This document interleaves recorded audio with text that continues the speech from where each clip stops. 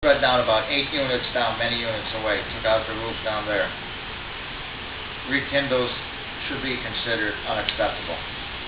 New commissioners were appointed last week by the Board of Aldermen on the recommendations of Mike Jargera.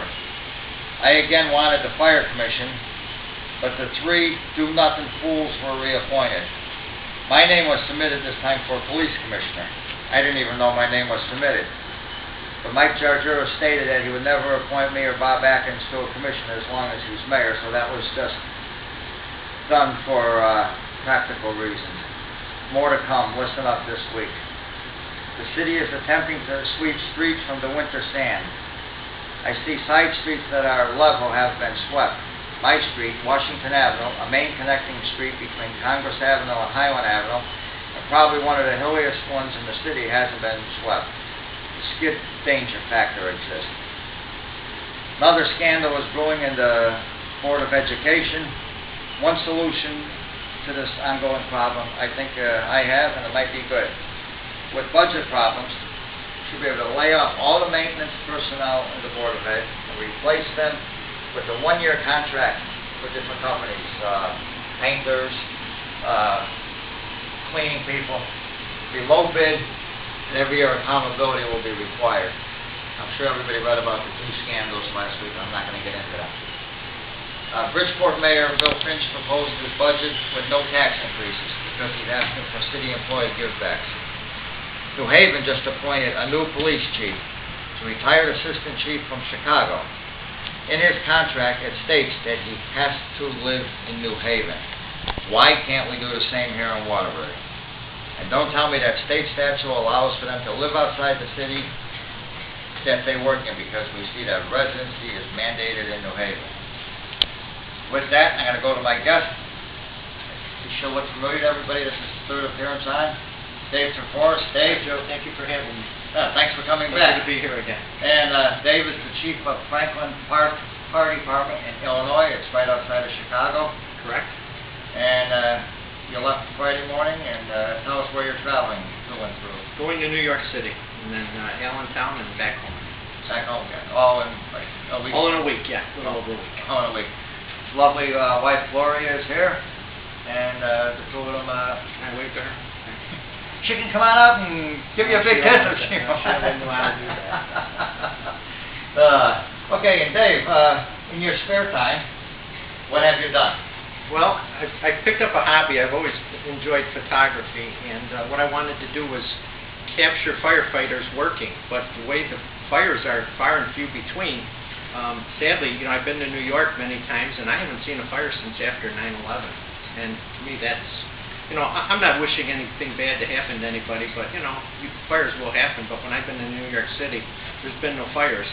So I went closer to home. Even in Chicago, the fires are very far and few between. So I went to the city of Detroit, where I was welcomed like you wouldn't believe. The brothers over there took real good care of me, and what happened was, watching them, it was so, what's the word I'm looking for? It was just exciting to watch them. And they get fires like you wouldn't believe. And we always hear about Detroit has Devil's Night. Well, what I realized was Devil's Night is every night in Detroit. In the course of a 24-hour period, the Detroit Fire Department can respond to probably about 50 fires, half of those being after midnight. And the Working fires. Working fires. They refer to it as a box alarm. These guys, they do not seek additional help. There's a pride factor that when they respond to a fire, 3 engines, a ladder, a squad, and the chief can handle it. If the fire is a little more higher magnitude, the chief will call in for a RIT team. He will bring in extra companies. But a lot of these buildings, they're vacant buildings. To describe Detroit, if the viewers don't know anything about Detroit, Detroit is a city that is as old as, all the other big cities, New York, Philadelphia, Boston. Detroit was the big auto industry, almost 2 million people. Now the city, they claim without the census right now that they're about 800,000, and I'm going to tell you that that number is going to be less. It's going to come in less. The people have left the city because there's no jobs, there's very little work. That's why you have our vacant houses, and there is so much vacant property. Years ago when I was in Detroit, I saw deer running around the city, right in the city of Detroit, running through the residential streets. What's left of them is, Deer. The guys go pheasant hunting when they want pheasant. You know, the people are moving into the city now to try and help the city, and they're becoming farmers. They're actually farming in the city. And basically, if you take the city and you divide it into thirds, 1/3 of the city is vacant. It is completely gone. There's nothing there. It's just vacant land. Another Okay, third of the excuse me. city. Dave, before we get into anything, just make sure we don't run out of time, okay? If we just go on this clip that we have. Oh, okay, sure. Yeah, Okay. We have a clip of fires that Dave took when he was over there. This is a small clip. It's something I put together on a video, and it just shows some of the fires that happened in the course of an average night in Detroit.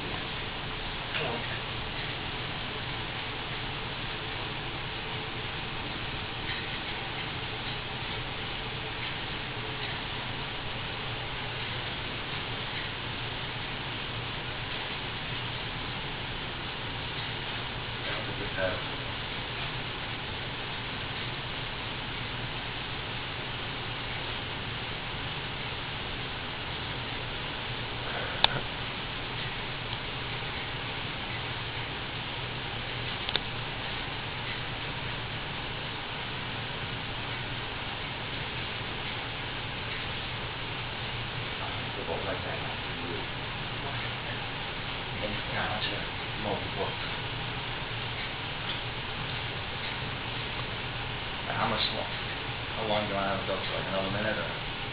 Do a couple minutes if you want. At least that shows what it's all about.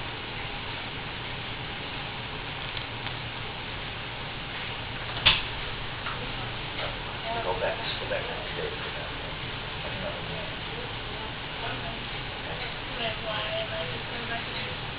Well, I'm not sitting there. Why not? Okay, I will. And then when we start talking about Yes, I know. Why not? Why? Yes.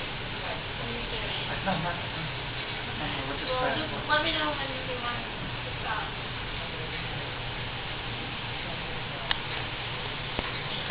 It's up to you. Like I said, I don't know how long you want to stop.